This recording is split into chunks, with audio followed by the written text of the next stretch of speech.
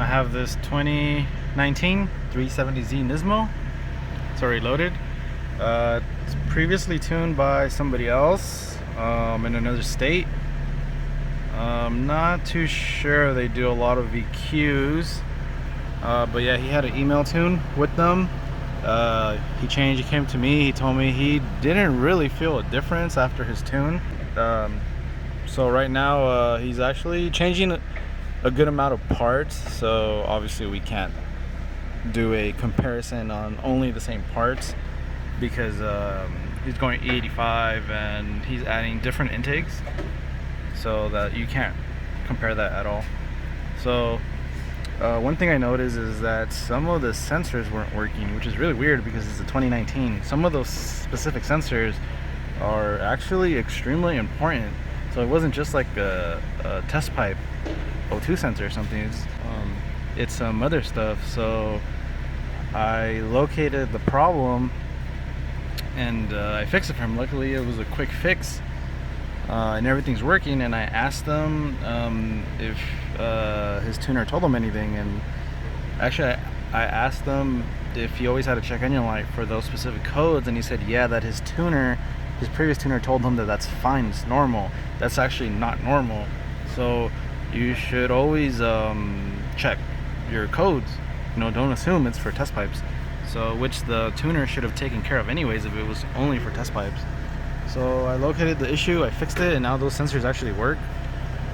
Basically the other tuner tuned it without getting the information because the computer didn't even know what was going on. So that's really bad.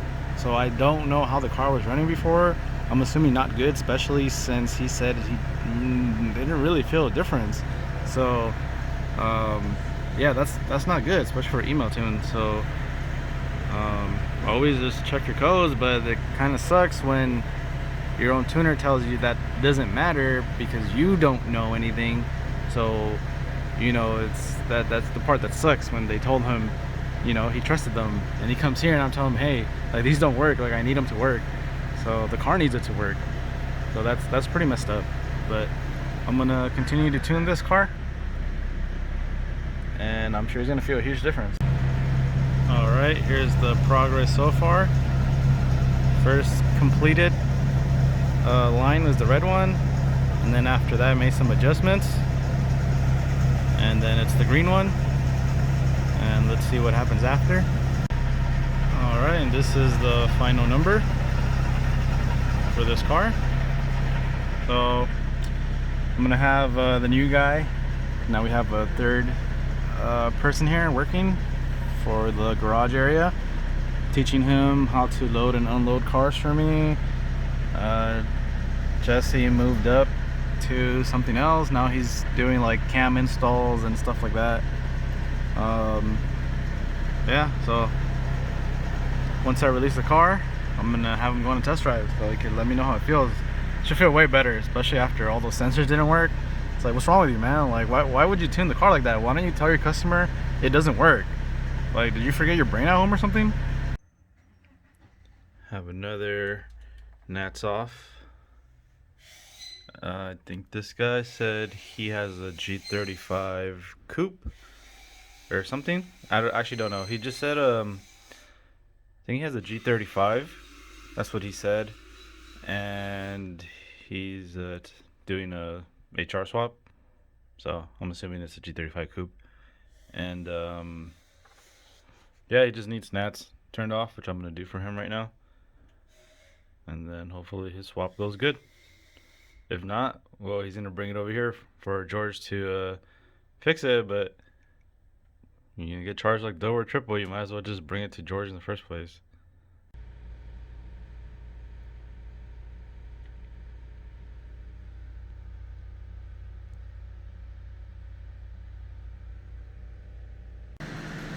Hello everyone, today I have a 2010 G37 sedan. It's tuned by some other shop, San Fernando Valley. This is what it makes on their tune.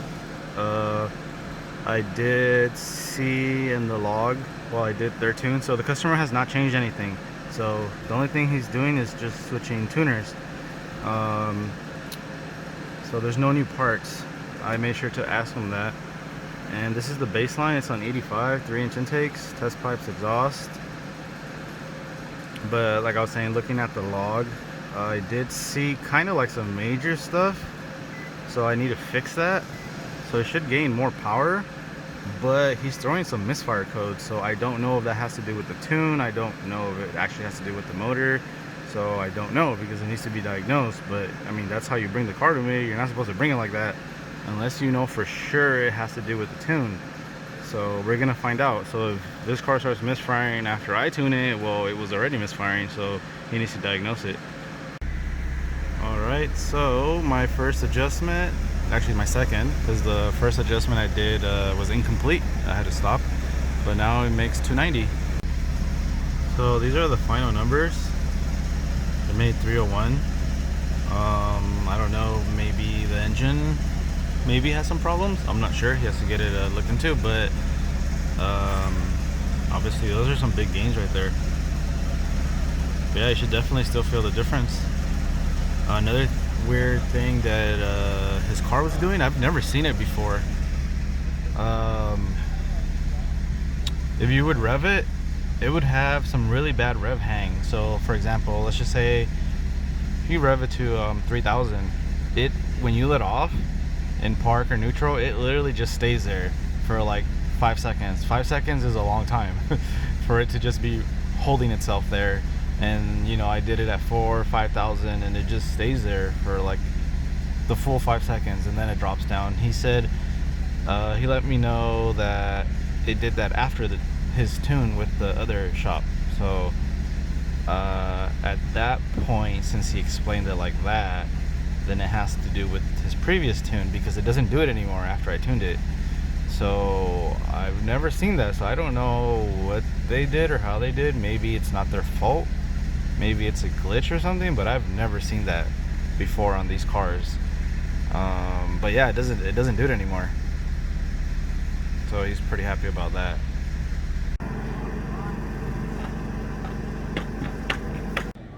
That looks so good.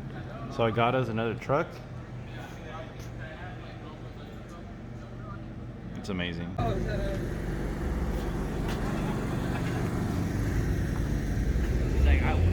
He's gonna come around. He's like, I'm not gonna park next to the peasants. He's like, let me go park in the front. He's gonna pull up right here. Yeah, he's gonna come around. That camera.